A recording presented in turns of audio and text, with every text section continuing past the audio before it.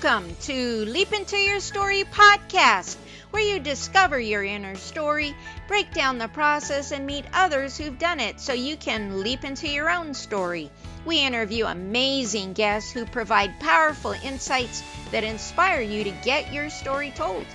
Be sure to visit our website at leapintoyourstory.com, and while you're there, subscribe and like us via your favorite social media network. Now sit back, get ready to take some notes, and let's get started. This episode of Leap Into Your Story podcast is brought to you by Leap Into Your Story course. Visit leapintoyourstory.com, where you have a guide to get your story told. I'm Victoria Anderson, and welcome to the Leap Into Your Story podcast, where you discover your inner story, work through the process, and meet others who've done it.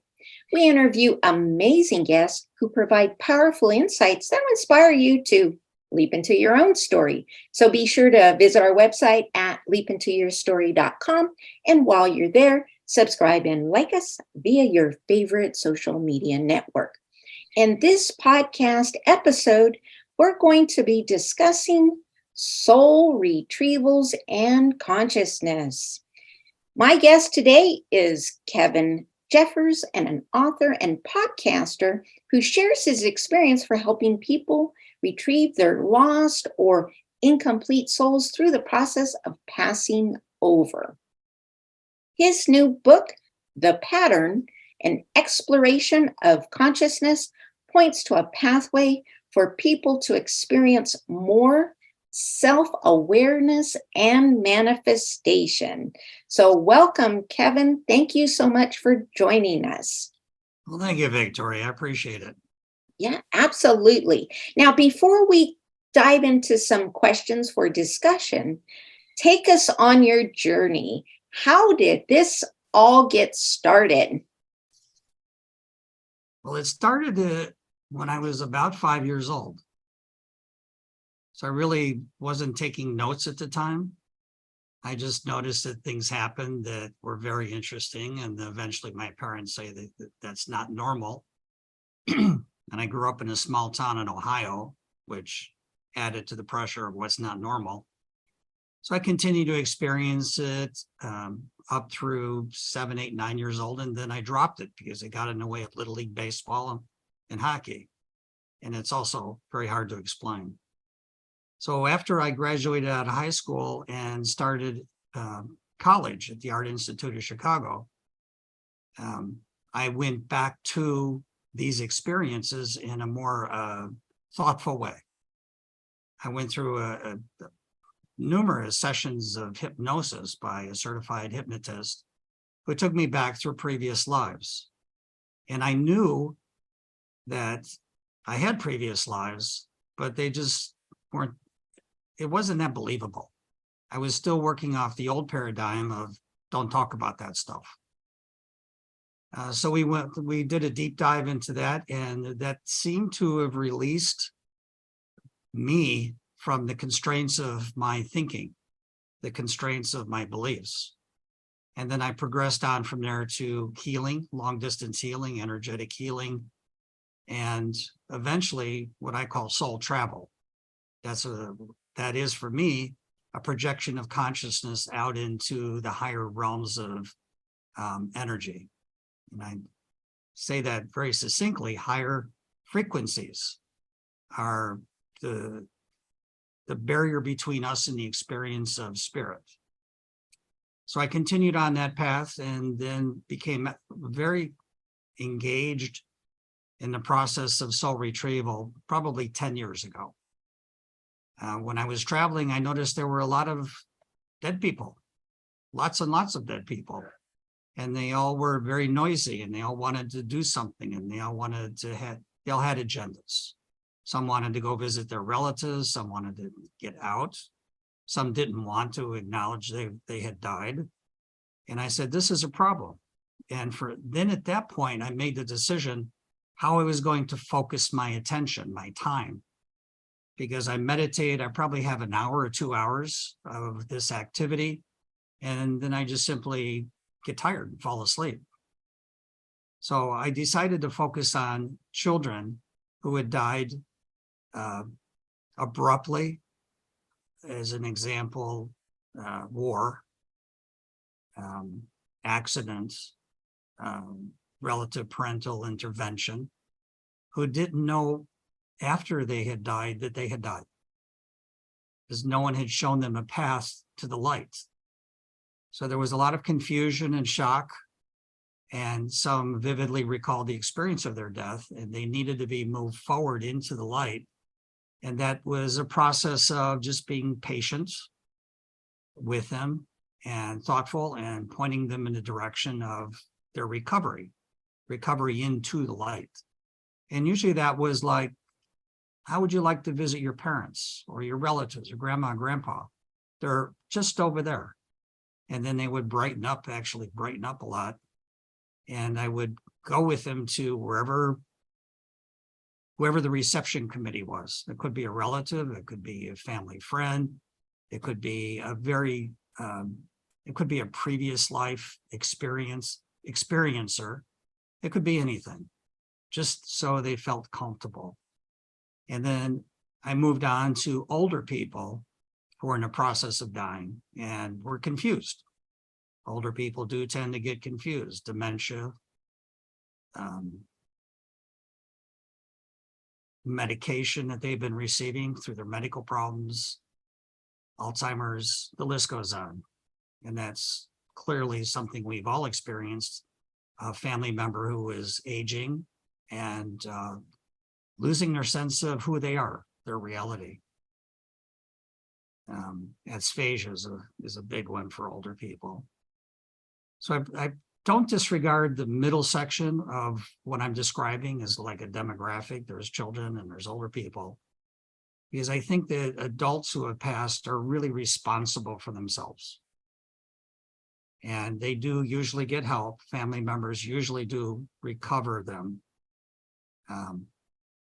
So it's more the exception is the children and the older people. And they've had some very horrifying experience recovering children from a war zone. Example, recently Ukraine, a lot of children have died. A couple of thousand children have died. And it's needed and wanted. It's very disruptive to me because of my level of empathy for their suffering probably overwhelms my practical sense of who I am. And the suffering is the key. I am really, really distressed when I see that kind of suffering. So that's kind of like from the beginning to today. Covers a lot of territory. That was a lot of territory. So what it sounds like that, I'm always curious about belief systems, and there seems to be specifically a belief system that death is kind of easy, but it sounds a whole lot more complicated, to the point where you have maybe children who are too young to understand what has happened to them. And then at the other spectrum, the elderly who have lost an ability to understand what's going on, that kind of get muddled in the middle between life and death. And, I could touch on this a little bit. It reminds me of an experience when my mother died, because for the first time, I had seen not a tunnel, but literally a bridge that was created, looked like a corridor. And I saw specifically like a hospital corridor. And in that moment, she had died. And I was in the corridor. And I remember thinking that this was it wasn't welcoming. It was kind of confusing as well. So I think I may have been in the tunnel or the corridor with her, because no sooner I woke up from that dream experience, or I wasn't even sure what I had. I don't know. I think it was between, I was falling asleep and dreaming, but the next thing I knew, that whole scene was interrupted by a phone call from the hospital saying she had just passed. So you brought up a very interesting what I point. know from my own experience is that the tunnel is just a descriptor for an experience. Yes. It can be a corridor, it can be climbing steps, it could be floating, it could be flying, it could be going in a tunnel, it could be it doesn't matter. What matters is your experience when you touch the light. Mm. You're forever changed by the experience of touching spirit, because there are no words to defy that experience. Probably you'll have to deal with your belief systems. Certain people don't believe in God. They think they go in a hole at the end of their death, and then they die, and they're very shocked to find out that no, this is not the end.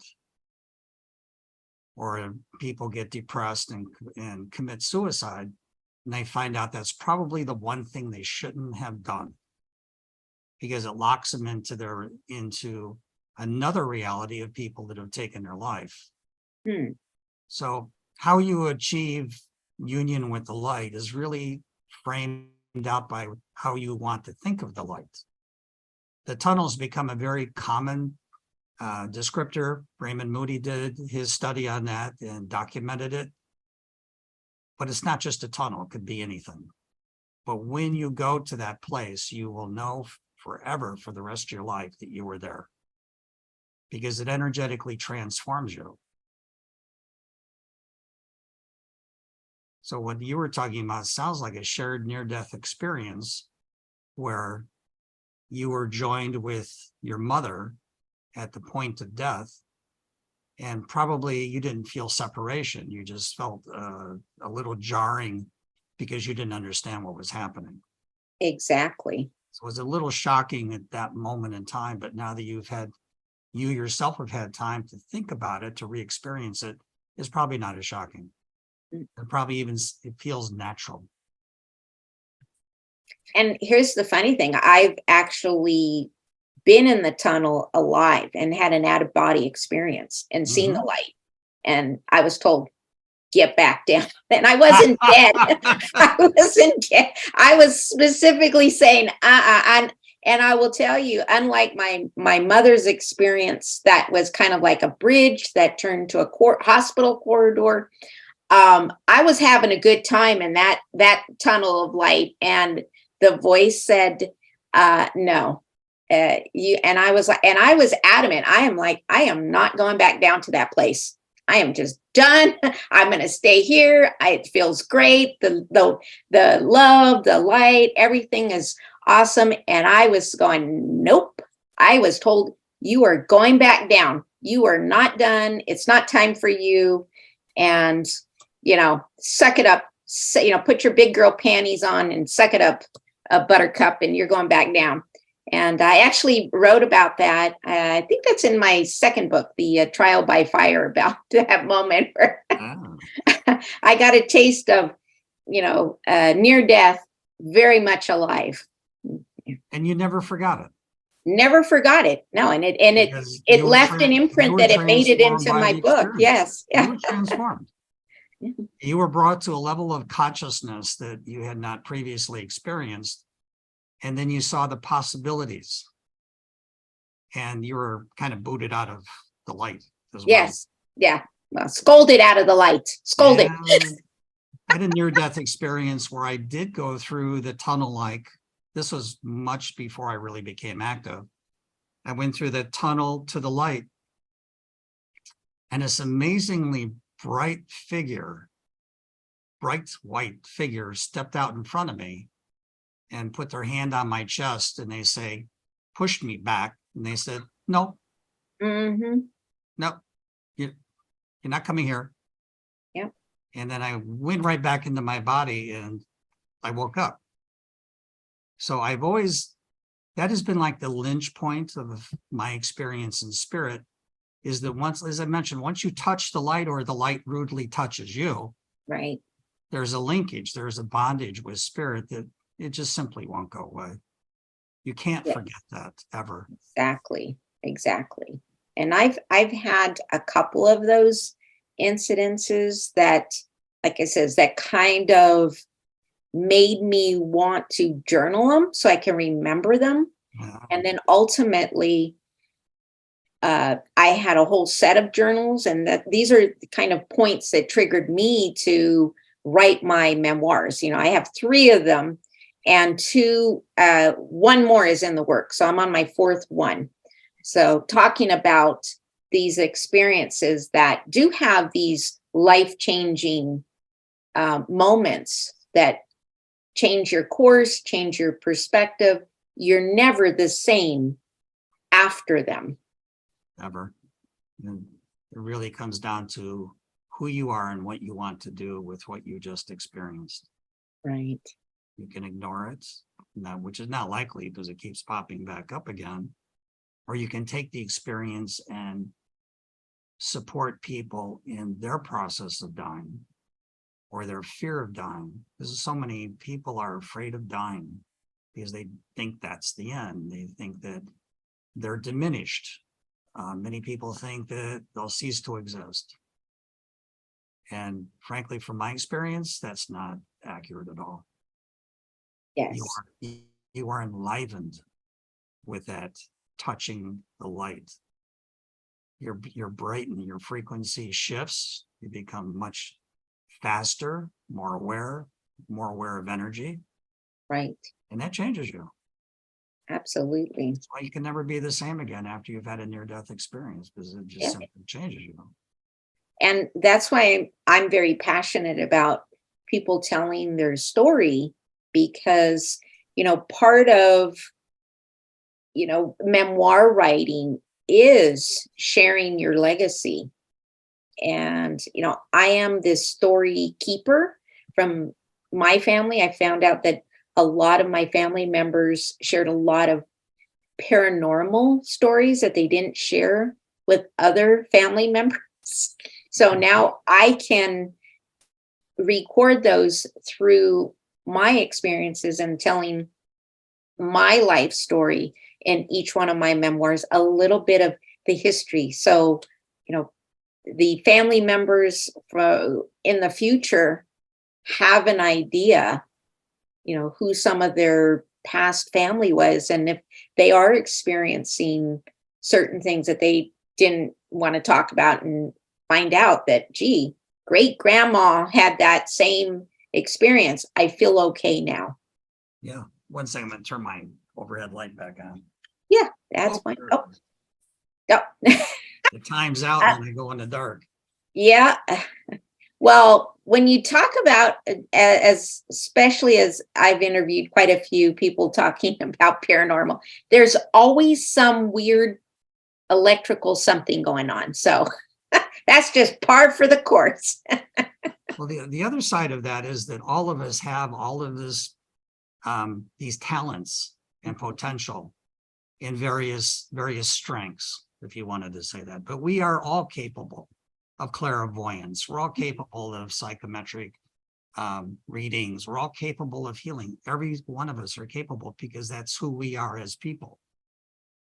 It's not an exclusion. It's not an unusual thing. It's just who you are. But at the point that you recognize that, embrace that, is the point where you expand and you do something with that experience. Yes, definitely. I think a lot of times that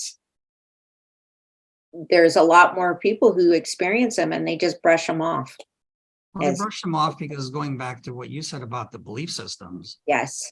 if you can imagine a box, draw a box in your mind in front of you or on a piece of paper, and you're in the box, you've created a barrier for going out of the box. You've created a barrier for experiencing a greater reality because that box is what makes you comfortable.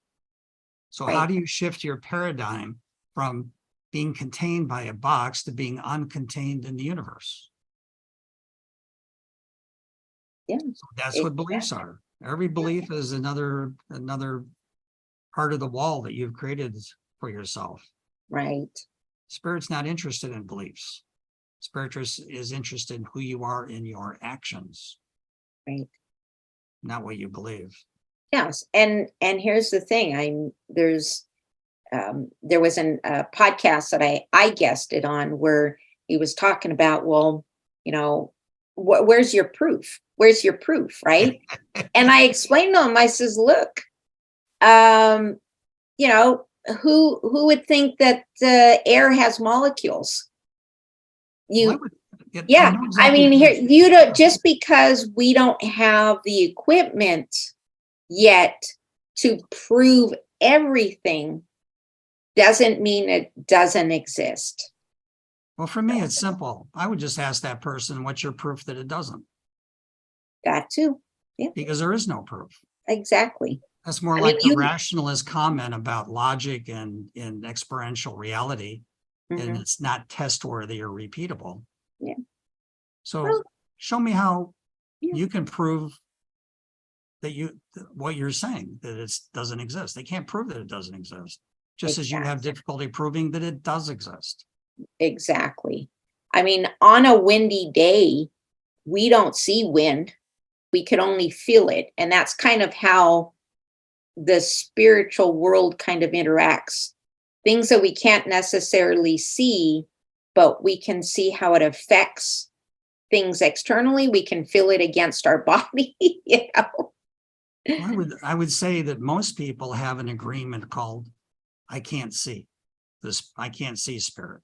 Hmm. Spirit is out of touch of what I'm able to do. It's an agreement with yourself that you have limitations. Right.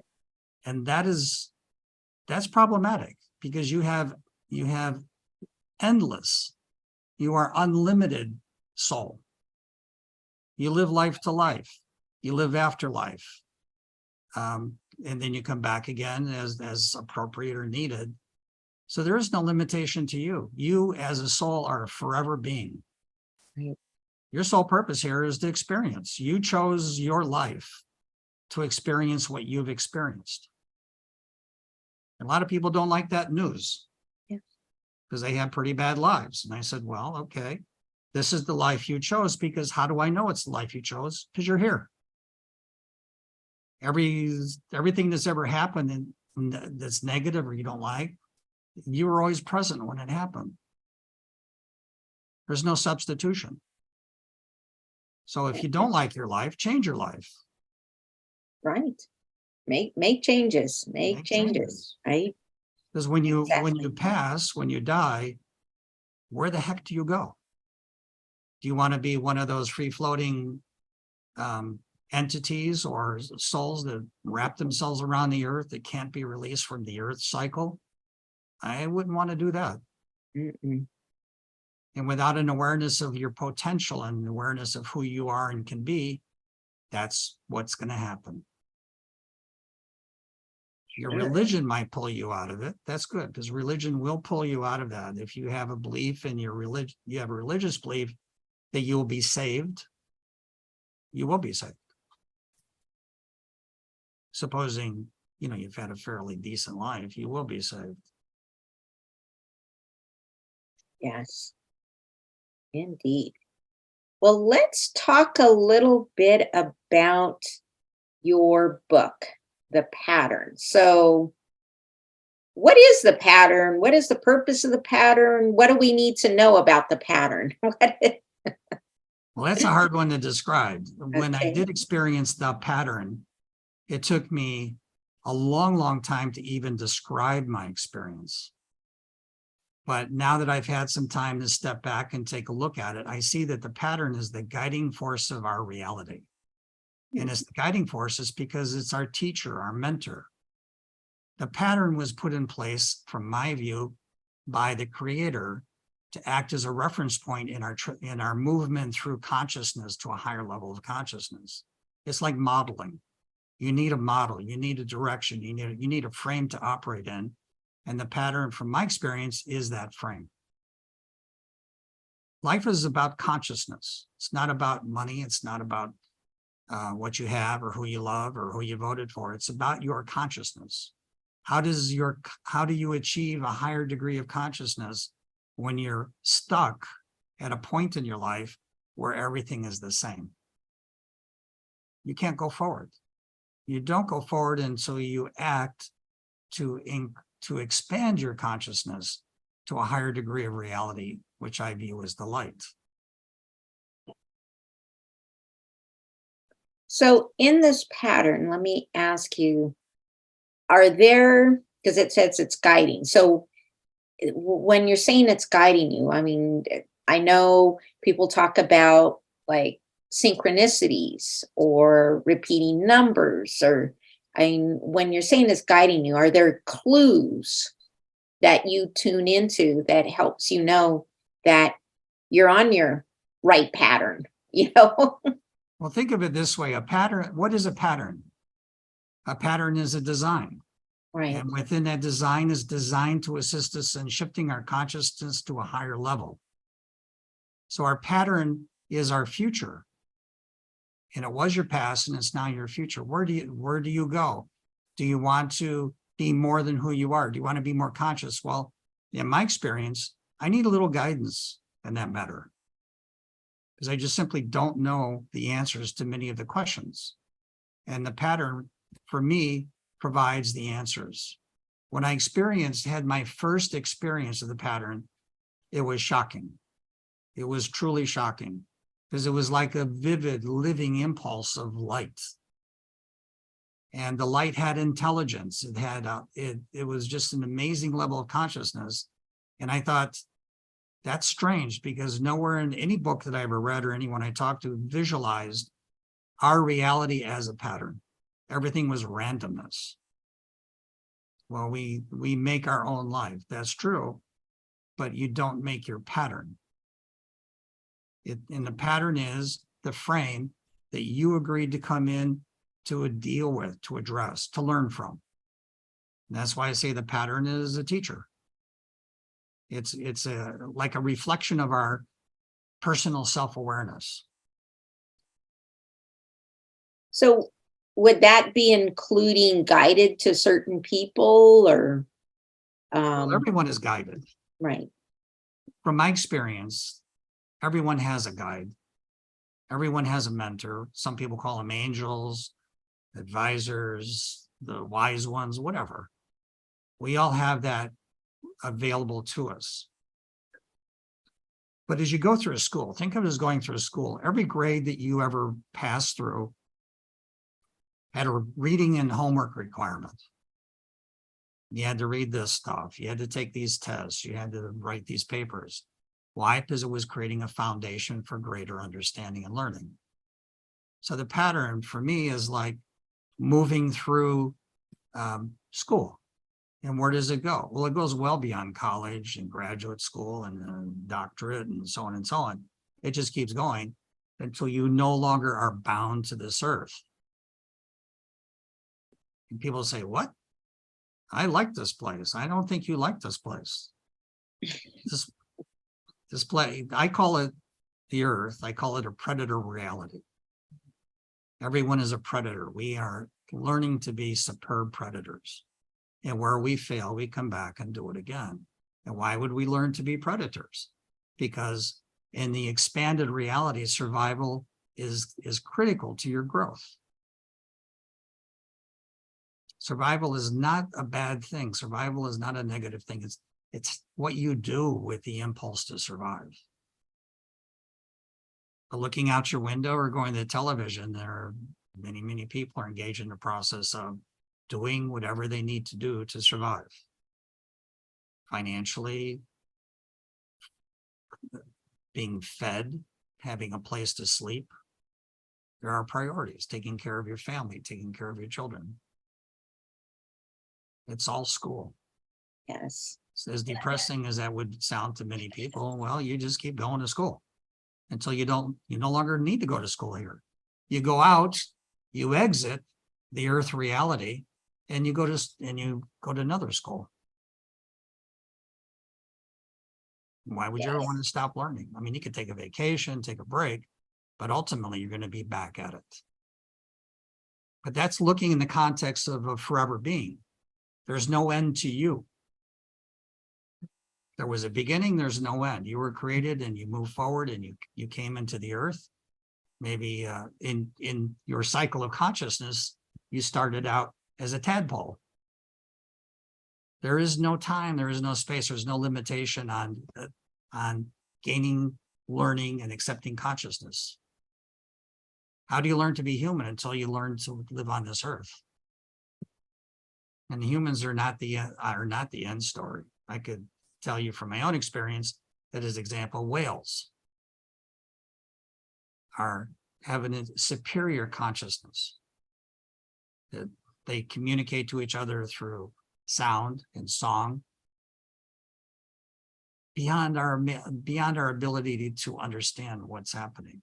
Scientists are now getting a grasp on whale language or dolphin language. But they're very peaceful people. They're like peaceful souls. I think of them as people. They're very peaceful and they're fully conscious. So that's an example. Man as an evolution is not the end game for us. We're moving into spirit. How do we move into spirit? We need to identify our opportunities for energy. Every civilization is graded on its ability to generate energy. I learned that in physics. It's just an amazing. There are levels of consciousness based upon energy availability.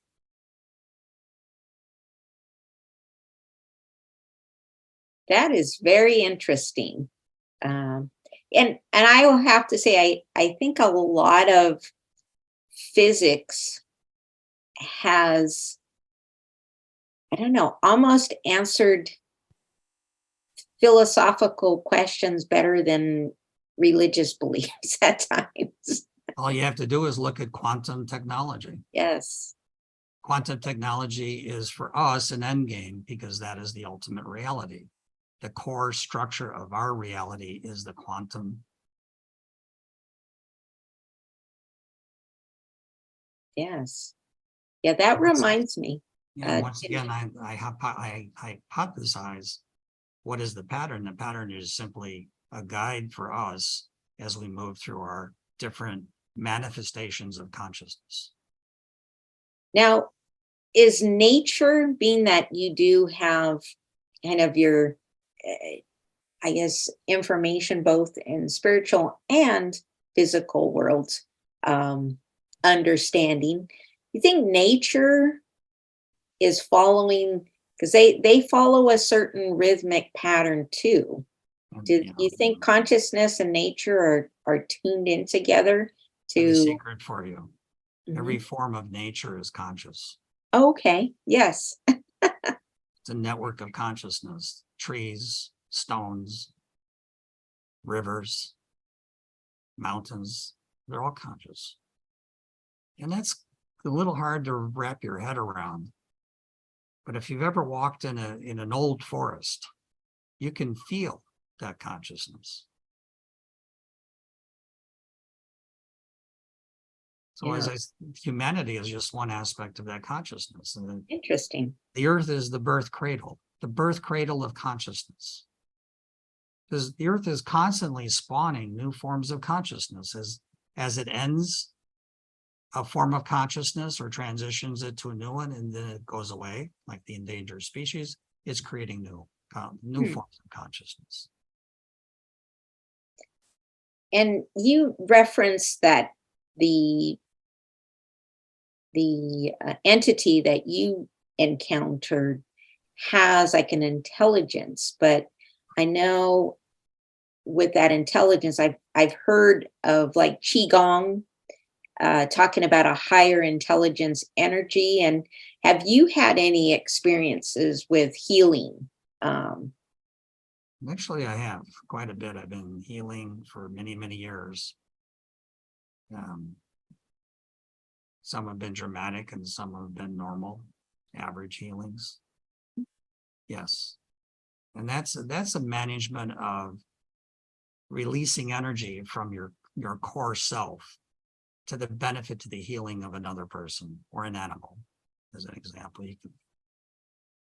That's your acceptance and effort to release a flow of energy from your core, which is connected to the higher reality that knows how to heal whoever the energy is destined to. Yes, I've heard about that. I actually recently had a guest on who was talking about slipstream quantum healing, about when you I don't know, hit a certain point. It's kind of like the suction of the semi, the Ipsen slipstream that sucks you in and then releases you. But this is all kind of into the same kind of vein of, when you're in your sweet spot of energy, the possibilities are kind of endless. They are. Hmm. And it's a matter of gaining permission from spirit to release that energy and to heal. Because you want to heal doesn't really assure that the healing will occur. The healing has to be powered by intent. And intent is the packaging of your destination. You have energy, is going to that person for that reason, and then you push it with intention. A high degree of intention is manifesting reality. So healing has occurred in amazing ways because there's no limitation to that energy. It's powered by your intention to accomplish or achieve a certain goal. And that's true in business, in family, life, as well as healing. And if it's your intention to reach out to spirit, actually spirit gets it. Or you might want to say, instead of spirit, your guiding angel or your favorite shaman or your whatever. It's your intention. And the more you clarify and power your intention with your core energy, the more effective you're going to be in what you're doing.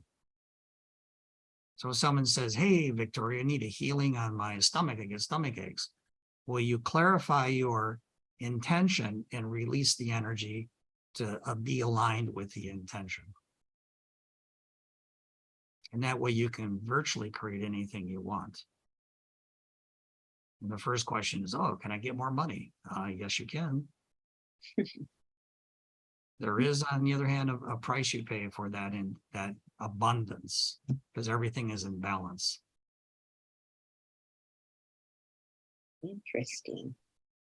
Well, let me go ahead and have you kind of sum up our podcast today with the 3 key insights you would like our listeners to think about and, use it in their life, that's to get them to understand the pattern and their point in consciousness better. Well, I could start with your soul is eternal. I'll start with that point.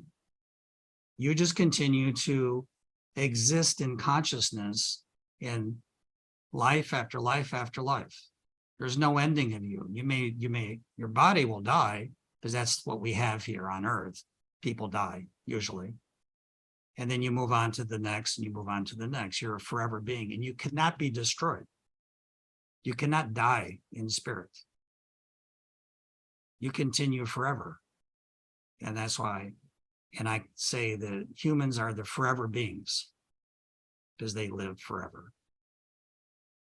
And as you live and you experience and you mesh yourself into the pattern, is the point where you gain a level of consciousness that you can move out of the earth pattern and into the new pattern of your choice. That's one. Number 2, the pattern is creative intelligence. As I mentioned, it's like going to school. It occurred to me very vividly, very shockingly, brilliant colors. But what I notice is that the emotional impact of the experience of the pattern continues with me today. It's like I call it high octane in consciousness. it took me to another level of comprehension and understanding of how energy works.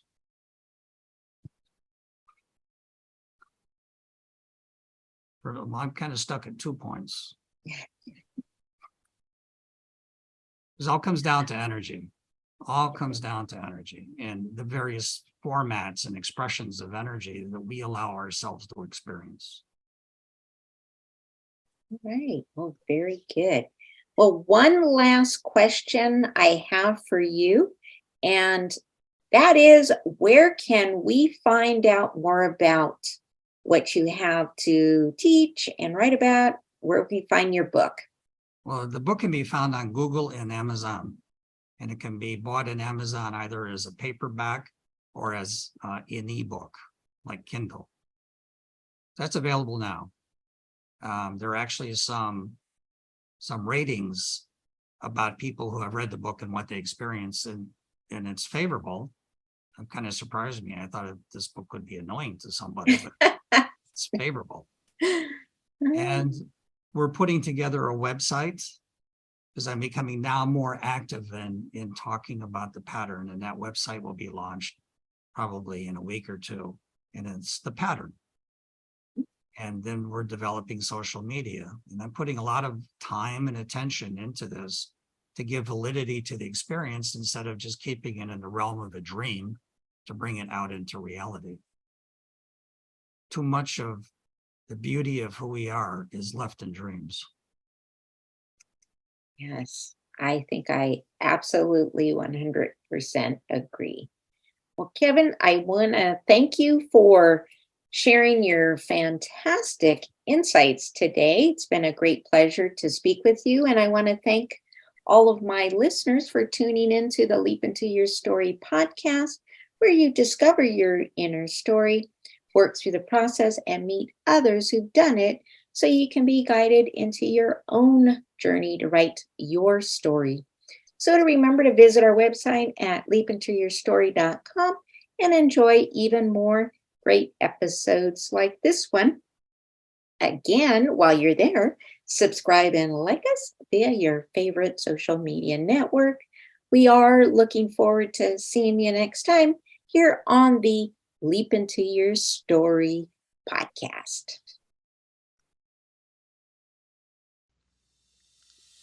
Thank you for tuning into the Leap Into Your Story podcast, where you discover your inner story, break down the process, and meet others who've done it so you can leap into your own story. Remember to visit our website at leapintoyourstory.com and enjoy even more great episodes like this one. Again, while you're there, subscribe and like to us via your favorite social media network. We're looking forward to seeing you next time on the Leap Into Your Story podcast.